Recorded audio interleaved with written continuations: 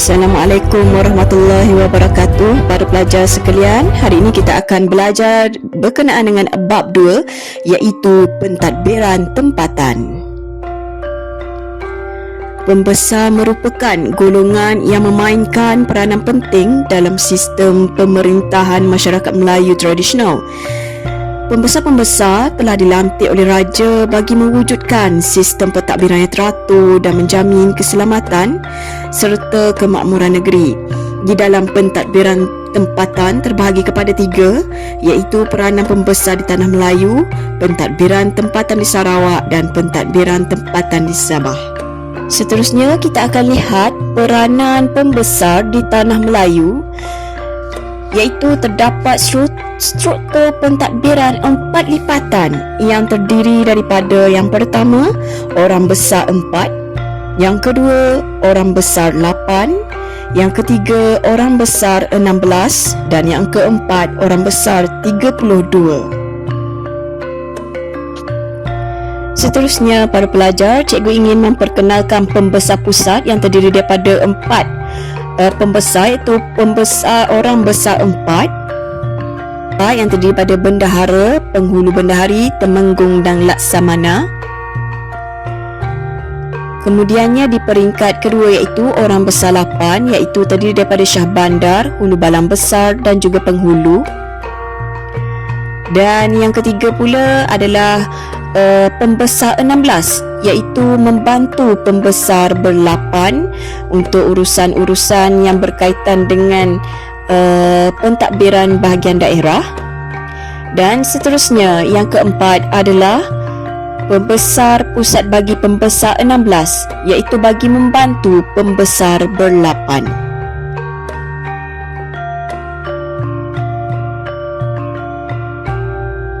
Untuk pengetahuan pelajar sekalian, terdapat 3 peringkat sistem pembesar Melayu tradisional, iaitu pembesar di peringkat pusat, iaitu yang paling tinggi, kemudian pembesar di peringkat daerah dan jajahan, dan yang terakhir pembesar di peringkat kampung.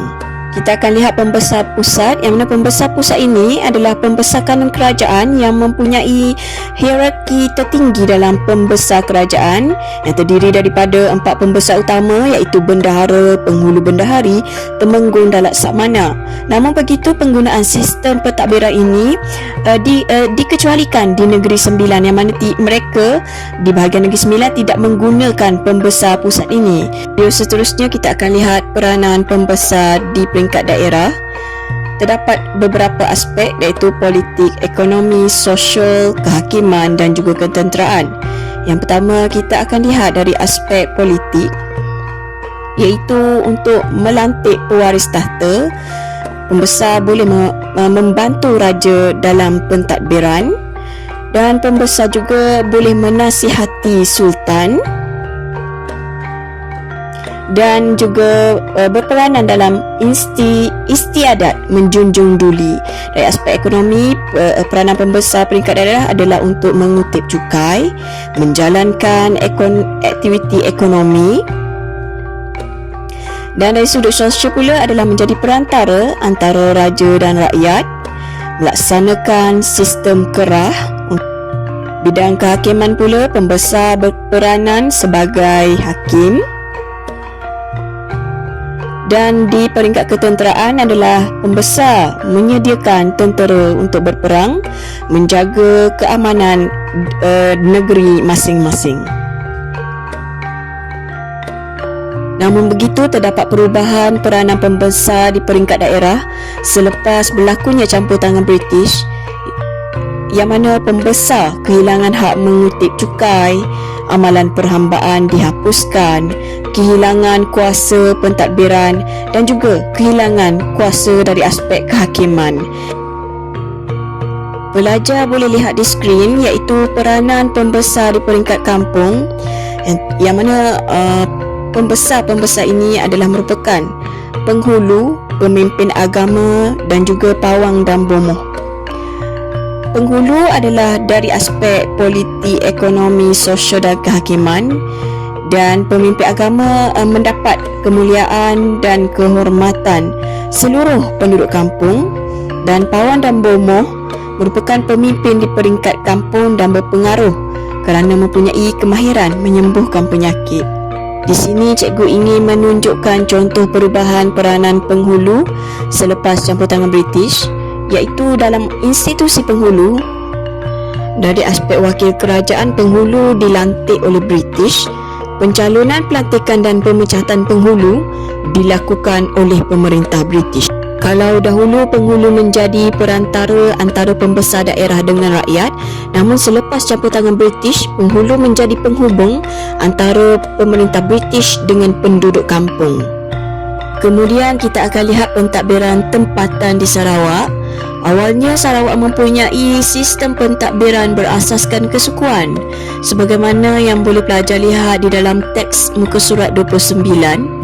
Namun selepas kemunculan Empayar Brunei, pentadbiran di wilayah-wilayah Sarawak terbahagi kepada 3 bentuk pegangan sungai, iaitu Sungai Kerajaan, Sungai Tulen dan juga Sungai Turipan, yang mana Sungai Kerajaan ini adalah bawah penguasaan Sultan.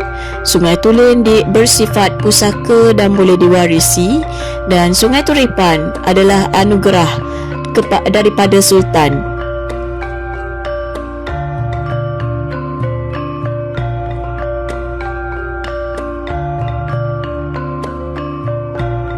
Pelajar-pelajar boleh lihat pentadbiran tempatan di Sarawak yang berwarna ungu adalah kawasan pesisir pantai Sarawak di bawah kekuasaan Kesultanan Brunei, dan di bahagian yang berwarna kuning pula adalah kawasan pedalaman Sarawak di bawah kekuasaan pemimpin tempatan.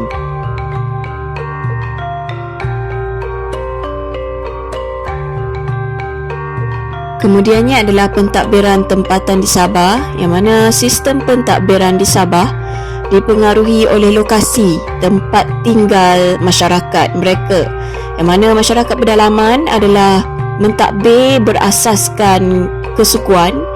Masyarakat lembah pula adalah menggunakan pentadbiran kesultanan atau pentadbiran ketua-ketua bebas. Pelajar-pelajar boleh merujuk peta pada muka surat 31 di dalam buku teks. Pelajar boleh lihat yang mana masyarakat pedalaman ini adalah terdiri daripada kaum Kadazan Dusun, kaum Murut dan juga orang sungai. Dan masyarakat di kawasan lembah pula terdiri daripada pentadbiran Kesultanan Sulu dan juga pentadbiran Kesultanan Brunei. Latihan pengukuhan.